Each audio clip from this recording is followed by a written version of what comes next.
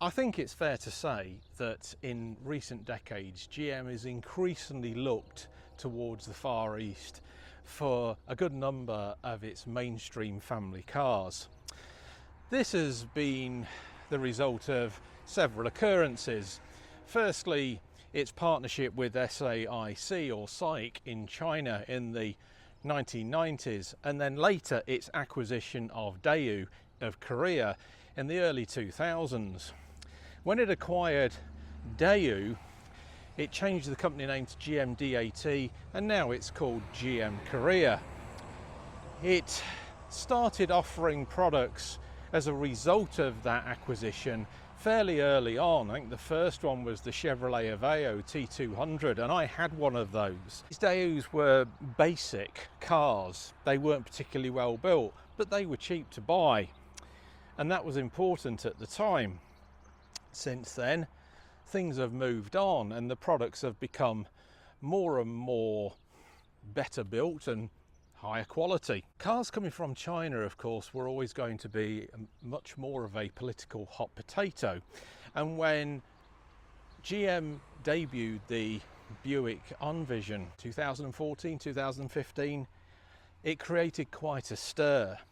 Things have calmed down a bit since then, but the Envision is still the only Chinese GM product to be sold in North America. That may change because it does appear that some of its Electra SUVs in China are going to be sold over here. We will see. Now, I discussed this in my very first Auto Atlantica video, where we had a Buick Encore GX, basically the same car as the Chevrolet Trailblazer, with its 1.3 litre 3-cylinder engine, and I was wowed by it. And for me, I thought it was the pinnacle of what GM Korea was achieving.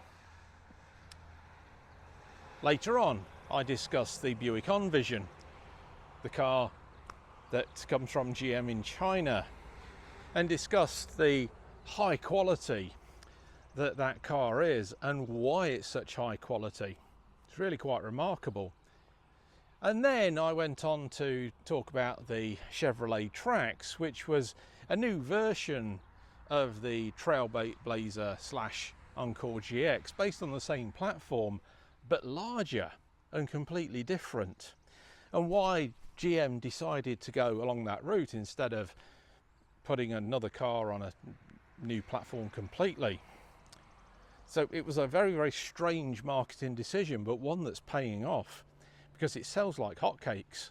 Today I have the Buick version of that car.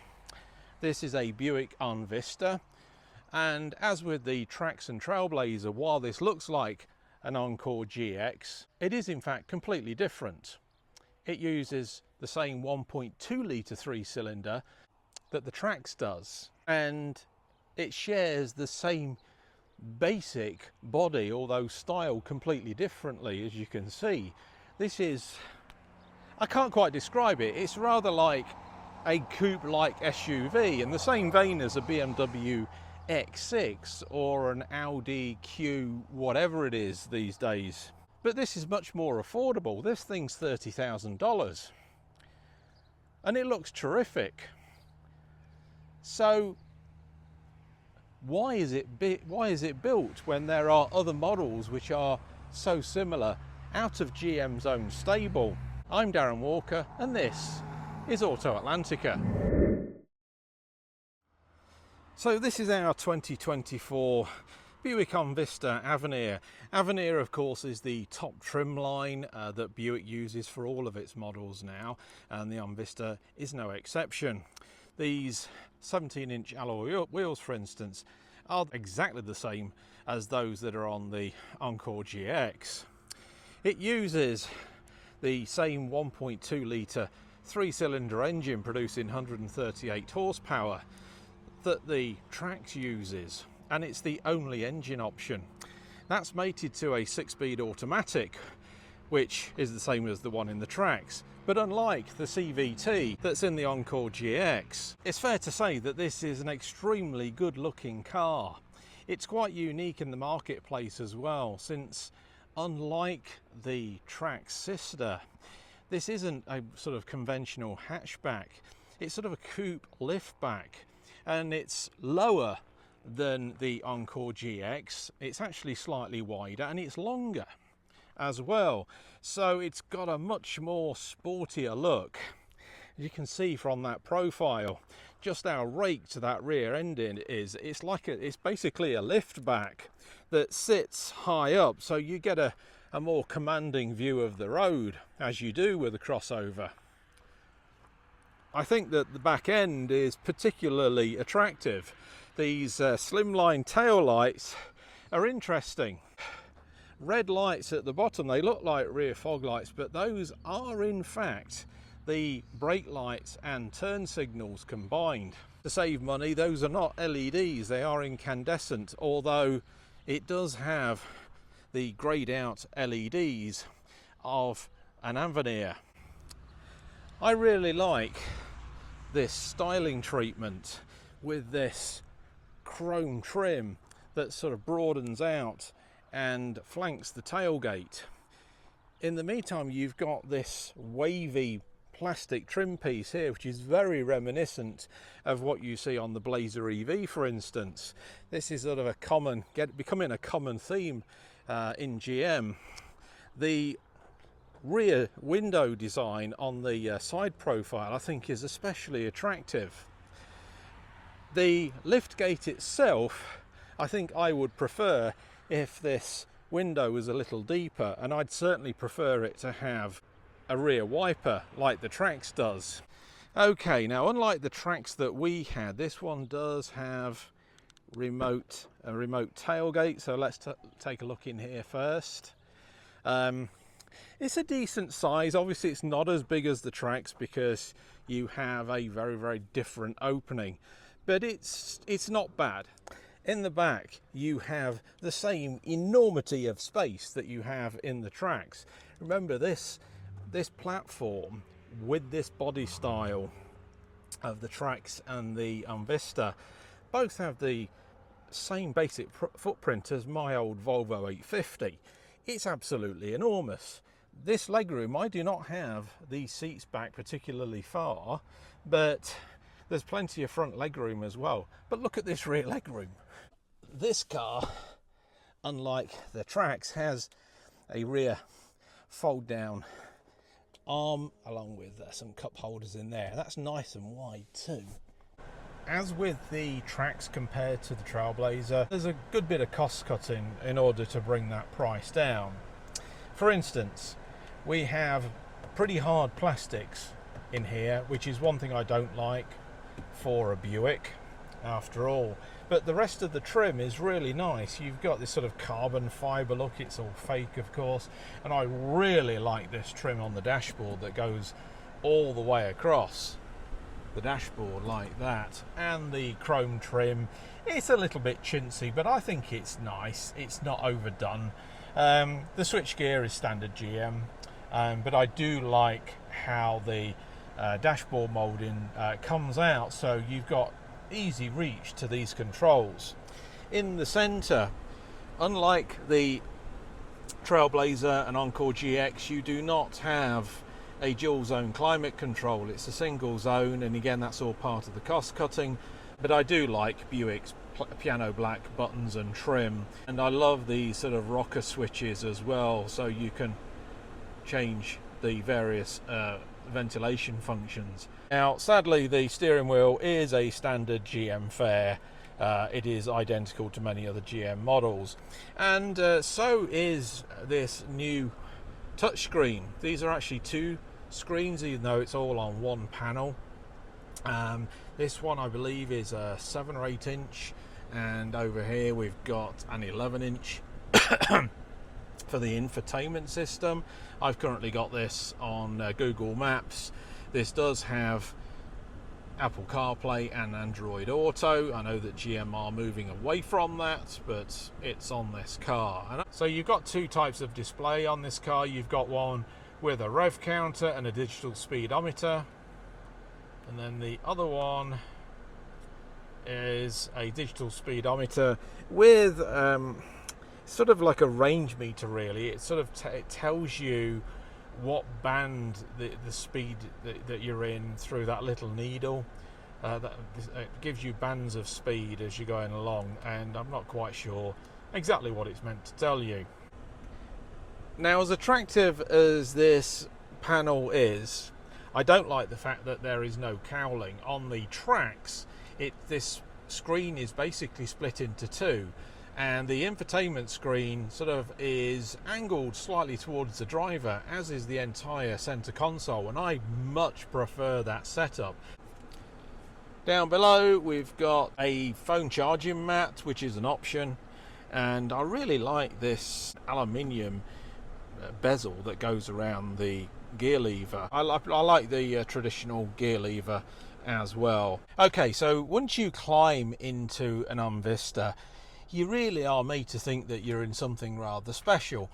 I can't think of another car for 30 grand that has that sort of coupe lift-backed small crossover styling. It's very unique in the market. You get in and you've got this really sort of funky but grown-up design, especially with this sort of like heavy chrome look around the vents.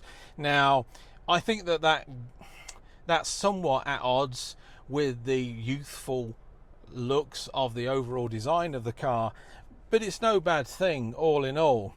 Like the Trax, this has a single zone climate control, whereas the Trailblazer and the Encore GX have dual. Now, I get that they don't want people cross shopping between the two, so what you get with one you don't get with the other. This is a cheaper car compared with those sister cars after all. I really do like this sort of trim around the gear lever as well. So all in all, you know, you can be made to feel like a rap star for next to nothing. I kind of like that bling, but that's what Buick offers you. And you know, in this car you wouldn't be out of place coming to a winery like this to sample some of your favourite grapes. Now, this has exactly the same 3-cylinder 1.2 litre engine that you get in the Trax, the same 6-speed gearbox as well. The two combined, I think, are a peach. You get a really nice grunt from the 3-cylinder engine, and it's smooth as well because it's got those twin internal timing belts.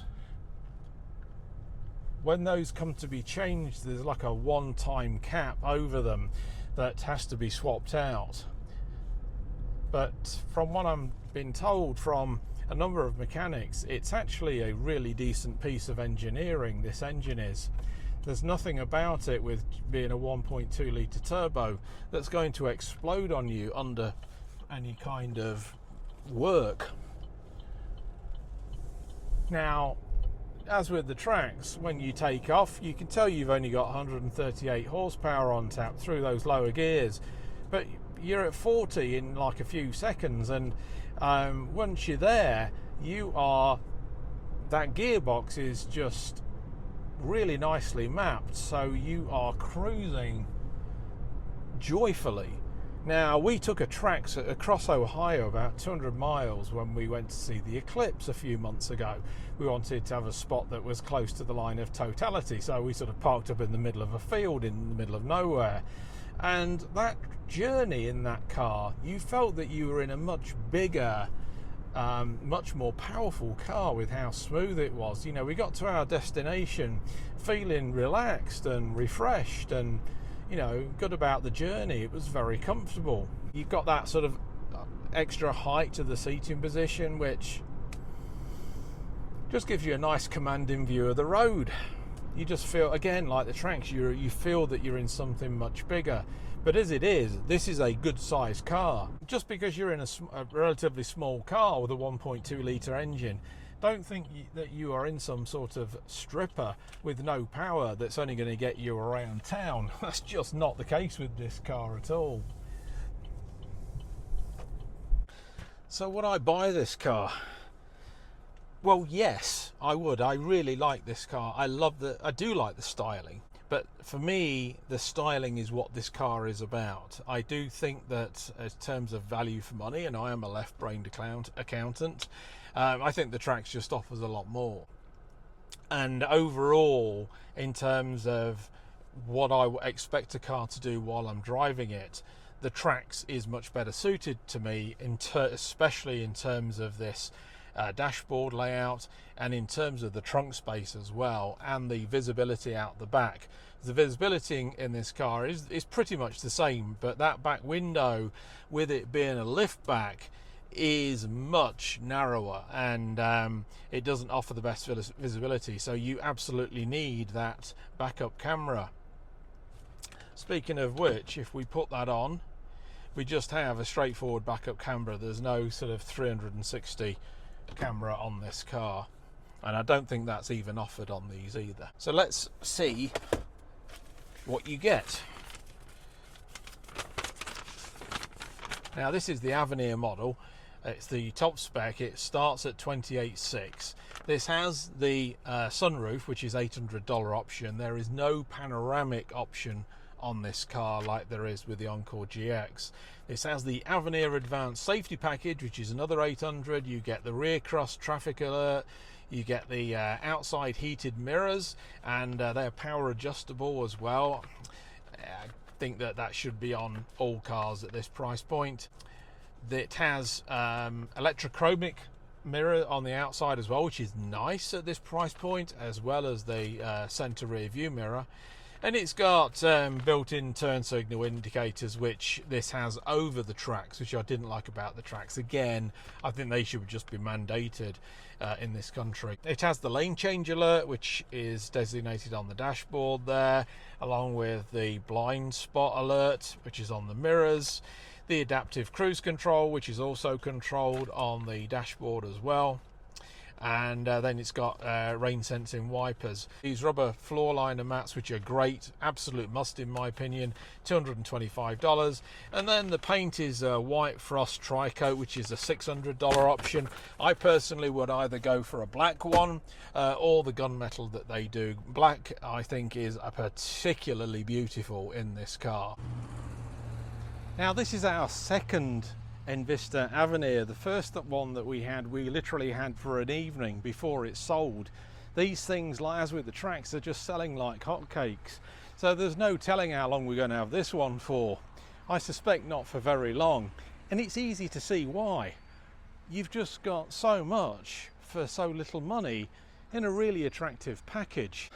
Overall, as much as I am enamored by the Envista's sleek styling, I'm not as convinced by it as I am with the Chevrolet Trax. Ultimately, it's all going to be about preference, and this is still a damn good car for the money.